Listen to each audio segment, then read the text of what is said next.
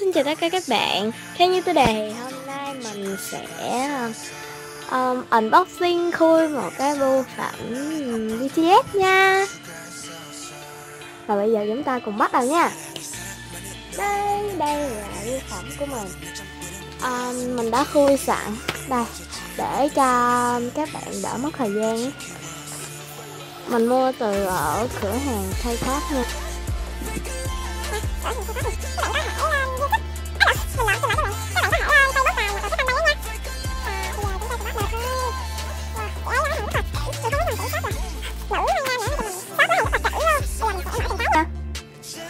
Ok, nếu mà mình thấy cái gì đầu tiên thì mình sẽ mở. Bây giờ mình sẽ mở cái cuốn album này trước. Để mình coi. Đây, chọn mở ở đây các bạn nè. Các bạn có thấy cái background này xinh không? Đó là cái mền của mình đó.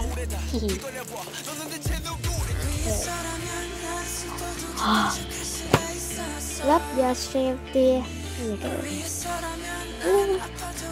Thì mình sẽ mở. Yeah.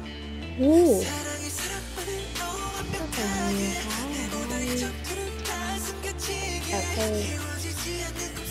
Em nhìn cái này hơi bị mệt luôn đó các bạn. Nếu em nhìn BTS là như thế này.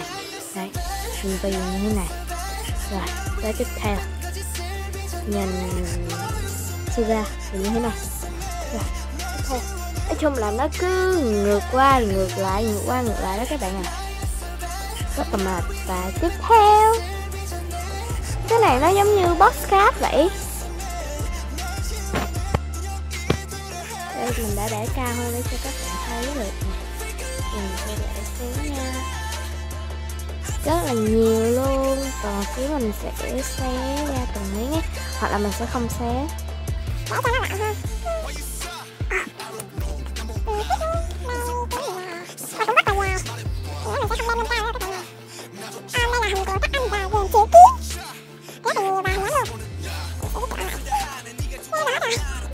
Bây giờ mình sẽ lật album nha.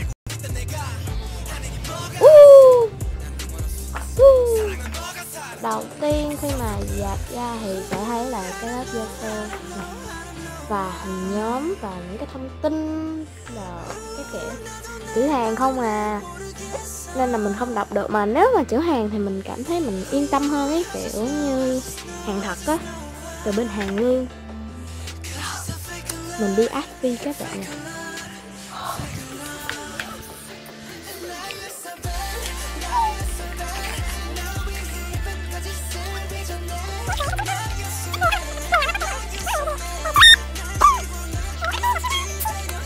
Nói luôn.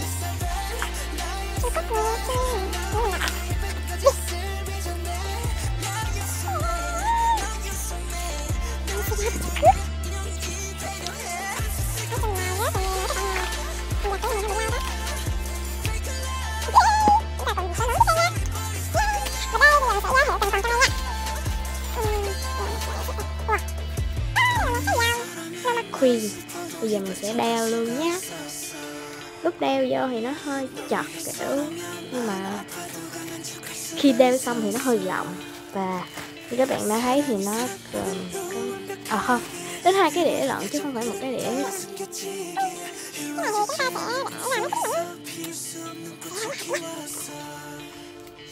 Ôi ôi, wow, các bạn thấy mình không? Mình nè.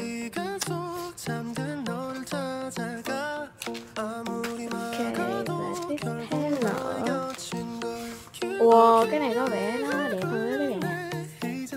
Và nó ảo diệu hơn. Ok, chúng ta sẽ để 2 cái đĩa qua một bên. Và bây giờ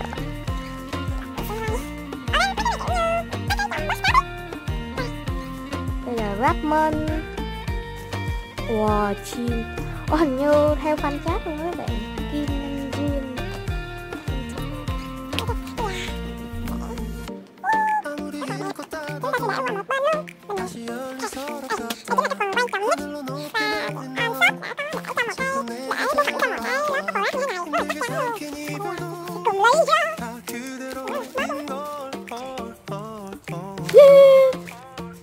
Ok, cái này là mình mua combo nha các bạn.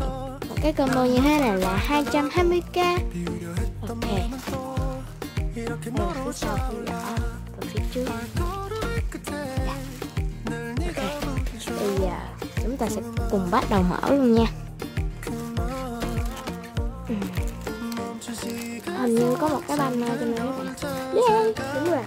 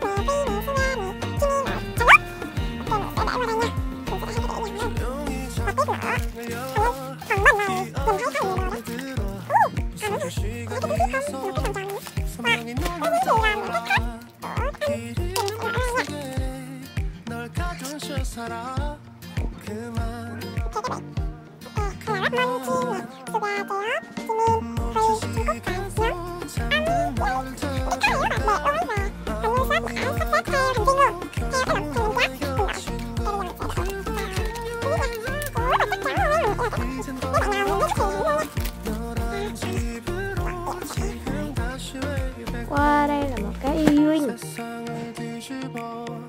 Mình sẽ lấy nét cho các bạn xem. Rất là đẹp. Có thể cài áo. Cái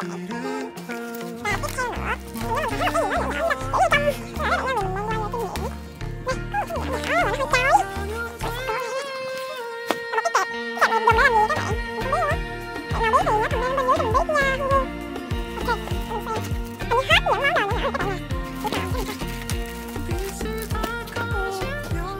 khi các bạn ơi. Bây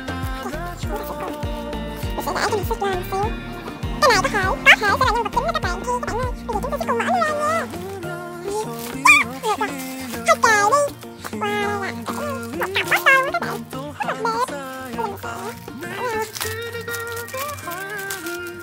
một cặp bó tơ các bạn, rất là đẹp. Mình sẽ mở ra. Rất là nhiều, cầm nó rất là dài, rất là dài luôn. Cái poster làm chữ ký là hình. Rất là nhiều các bạn. Rất là đẹp. Còn nãy giờ là nhớ, bây giờ sẽ bắt đầu là cái hình viên đó. Đây là lắp minh. Ôi còn mặt quá nhìn hơi kỳ các bạn. Ôi, sao diềm đấy. Cầm lên thì nó sẽ bớt diềm thôi các bạn. Đây là Sula.